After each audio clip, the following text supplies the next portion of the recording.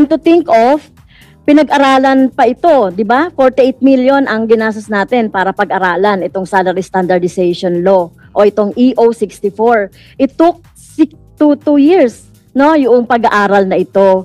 So, Madam Chair, so yung unang tanong, pwede po bang makahingi ng kopya nitong study na ginawa or economission natin? So, whoever, sa GCD ba yan o sa World Bank, whichever, pwede po bang makahingi ng kopya, Madam Chair? Madam Chair, GCG po ang may GCG. ownership ng study po. Siguro po initially what we can do is maybe we can ask them to provide a thorough briefing po on the result of the study, and then we'll ask po kung Can you give po us sila. kahit na yung salient feature man lang ng findings, yung recommendations? Kasi, Madam Chair, kung gumagastos tayo lagi ng ganitong study, pare-parehas lang naman eh. As a government employee, ang ibig sabihin, teacher ako before, tapos yung ganito lagi yung sinasagot ng DBM, yung study na ganito, pero the same pa rin yung lumalabas. 35 years, wala man lang nabago. Yes po. So can we bibigyan have po the- kami ng kopya, Madam Chair. Okay, yung kahit na yung salient feature recommendations lang, hindi naman Yes yung po. buong ano. Thank you, Madam Chair.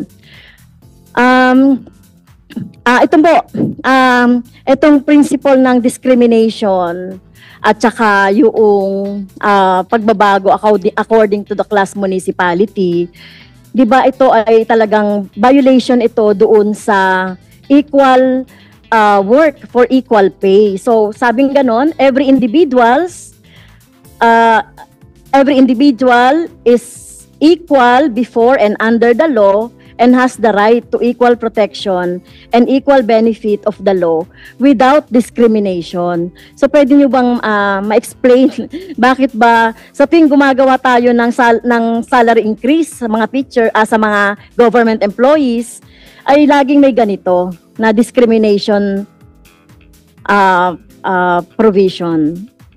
Madam Chair, if I may read po yung provision na nasa Executive Order number 64 po. LGUs may fully adopt the salary schedule in Section 3 of notwithstanding the above ceilings, subject to the compliance with the PS limitation and budgetary authorization requirements of RA number 7160 as well as the guidelines to be issued by the DBM pursuant to Section 7D of RA 11964 and its IRR, provided that the salary schedule adopted shall be uniformly applied to all positions in the said local government unit po.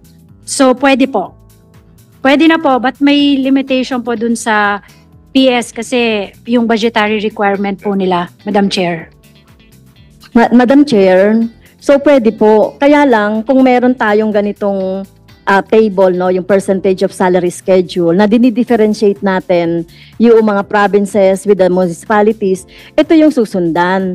Pero meron bang mga cities or municipalities na the same ang binigay niya? Kahit nga po yung mga nurses natin na napunta sa mga LGU, mas mababa ang sweldo nila.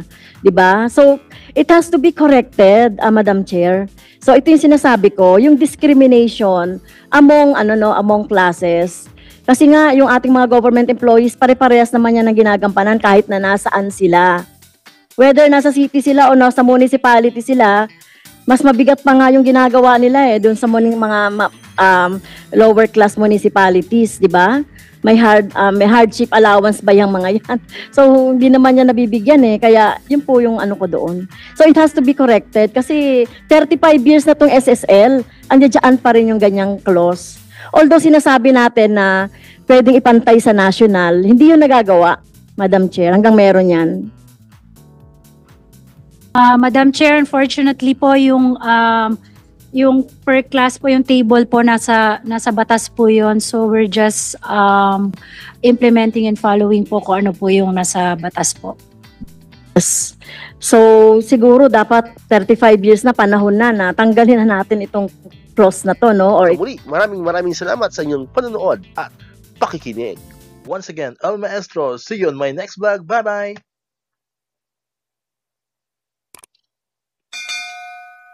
One, two.